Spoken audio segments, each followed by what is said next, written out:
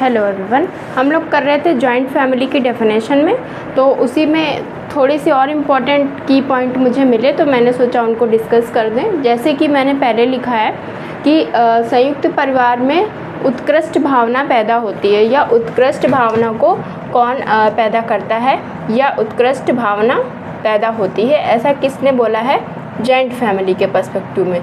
तो ये है कूले, और इन्होंने क्या कहा, संयुक्त परिवार में उत्कृष्ट भावना का उदय होता है या उत्कृष्ट भावना पैदा होती है किसमें, जॉइंट फैमिली में, ऐसा किसने कहा, कूले ने।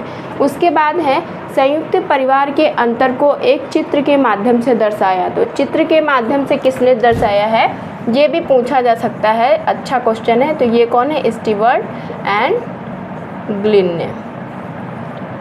उसके बाद हमने आपको भी इसके पहले बताया था, जब हमने कल बताया था, डिस्कस किया था कि संरचनात्मक दृष्टि से जो परिवार हैं वो क्या है, विघटित हो रहे हैं, लेकिन प्रक्रियात्मक दृष्टि से आज भी उनका जो स्वरूप है वो बना हुआ है। ये बात कौन कहती है, तो जो हमने कल डेफिनेशन डिस्कस की थी वो हमने बताई थी आपको वी.के. रामानुजम की। अभी यही सेम बात गोरे और देसाई भी कहते हैं, तो इसलिए मैंने सोचा आपको ये भी बता दूं कि कहीं आप कंफ्यूज ना हो। अगर वो ऑप्शन में नहीं रहेगा तो गोरे और देसाई भी हो जाएगा।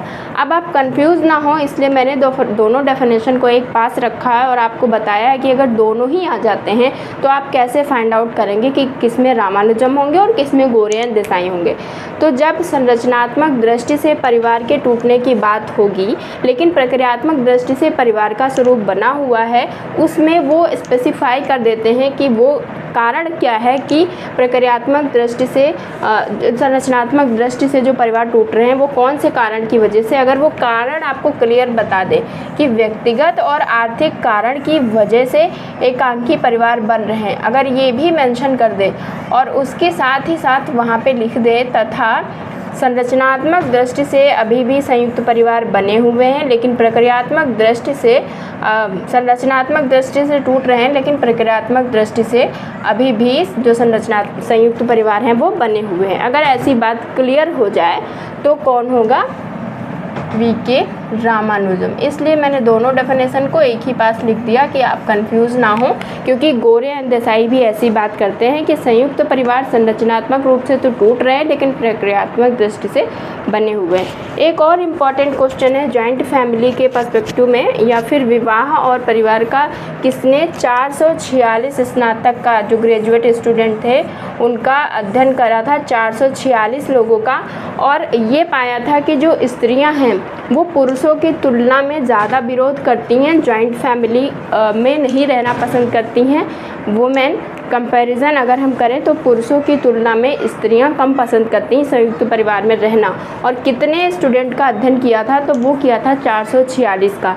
तो ऐसी बात किसने की है, के.टी. मर्चेंट ने।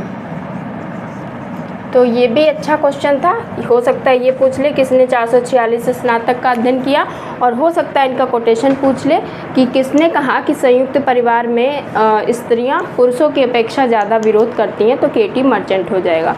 तो ये कुछ इंपॉर्टेंट डेफिनेशन थी, तो मुझे लगा आपके साथ डिस्कस कर दें। अगर वीडियो अच्छी लगी please do like share and subscribe my channel. Thank you for watching the video.